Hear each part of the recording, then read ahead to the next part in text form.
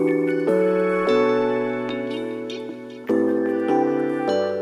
नई वीडियो में आप सभी का स्वागत है। आज का ये वीडियो आपको ऐसे 2 टॉपिक बताएँगी जो आपको हमेशा याद रखना है। अगर आप एक एसी यूज़र है तो ये वीडियो आप ही के लिए है।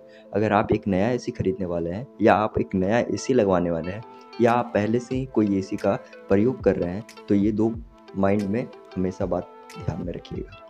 तो चलिए वो 2 बातें क्या है मैं आज की इस वीडियो में बता देता हूँ। देखिए गाइस, सबसे जो पहला पॉइंट है आपको मैं बताना चाहूँगा कि आप अगर एक नया एसी परचेज़ किए हैं और उसे लगवाना चाहते हैं तो हमेशा सबसे पहली बात है कि आप उसे हमेशा एक प्रोफेशनल टेक्नीशियन और वो भी कंपनी के टेक्नीशियन के द्वारा ही लगवाइएगा, क्योंकि उसमें जो आपका वारंटी होता है 5 ईयर के वो आप देखिए दोस्तों, अगर आपने थर्ड पार्टी से इंस्टॉलेशन करवा रखा है या करवा रहे हैं तो आप भूल कर भी ऐसा गलती ना करें, क्योंकि देखिए गाइस, ऐसा आपको कंपनी को अगर संदेश होगा कि ये संदेह होगा या फिर इन्फॉर्मेशन पहुंचेगी ये थर्ड पार्टी से करवाया है तो आपको वारंटी होने में क्लेम करने में दिक्कत हो सकती है, आपको चार्ज देना पड़ सकता है, तभी आपका काम होएगा।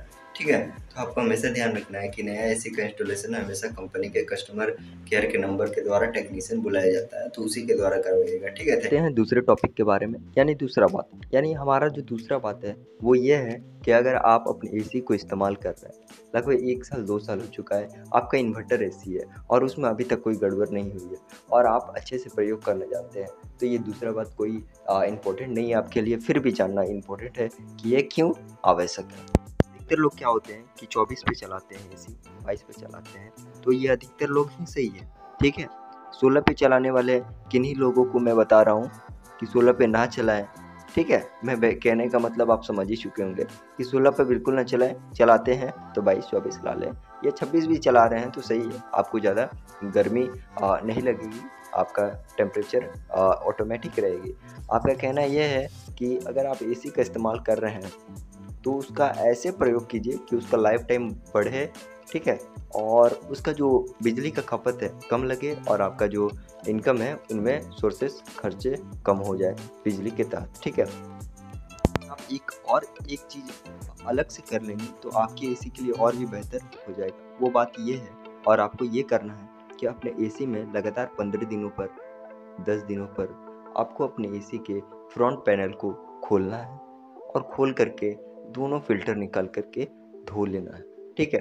ये 15 दिनों में ही ब्लॉक होना स्टार्ट हो जाती है, ठीक है। 15 दिनों के अंदर ही पूरी तरह से ब्लॉक हो जाती है और आपके एसी के द्वारा जो हवा टानी जाती है आपके रूम में, ठीक है, जो कंजप्शन एयर किया जाता है वो एयर ठंडी बनाकर जो देता है, वो जो प्रोसेस होता है वो धीमा हो जाता है जब ब्लॉक हो जाता है तो ऐसे में आपका जो लोड है ब्लोअर मोटर का वो बढ़ जाता है और बिजली की बिल ज़्यादा आने लगती है, ठीक है। तो यही कहना चाहूँगा कि 15 से 10 दिनों में आप अपने फ़िल्टर को धोकर फ्रेश कर लें ताकि जो एयर है आपको ठंडा भी मिले और हमेशा रेगुलरली बेहतर तरीके से काम करे। लास्ट पॉइंट जो मैं बताने जा रहा हूँ अपने माइंड में खोपड़ी में घुसा के रखिएगा, इससे आपके एसी में कभी भी खराबी नहीं आएगी, ठीक है। अगर आप पहले भी एसी लगवा रहे हैं, पहले भी एसी लगवा चुके हैं या अभी एसी लगवाने वाले हैं तो ये बात आपके लिए बहुत इम्पोर्टेंट है। देखिए, अगर आप एसी को लगवाने के बाद अपने साइड में यानी सॉकेट में एमसीबी नहीं डलवाए हैं तो आपके लिए ये बेकार है, ठीक है।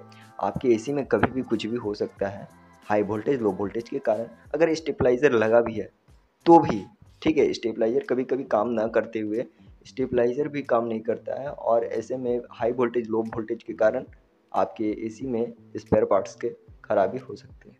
इसलिए आप अपने एसी के सॉकेट के बगल में स्विच के द्वारा स्विच के रिप्लेसमेंट कीजिए और वहाँ पर ही एमसीबी लगाएं।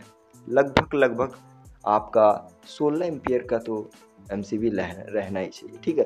16 एम्पियर का एमसीबी लगाएं, सिंगल लगाएं या डबल लगाएं, आपके लिए बेहतर रहेगा। ये सब जिसका बजट है आप वैसे लगा सकते हैं। तो आज की ये वीडियो आपके लिए कैसा लगा और कमेंट में बताइए। अगर कुछ भी इन्फॉर्मेशन प्राप्त हुई तो कमेंट कीजिए, ठीक है।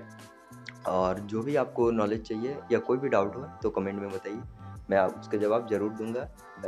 मैं आपके लिए ऐसे ही कंटेंट बनाता हूँ।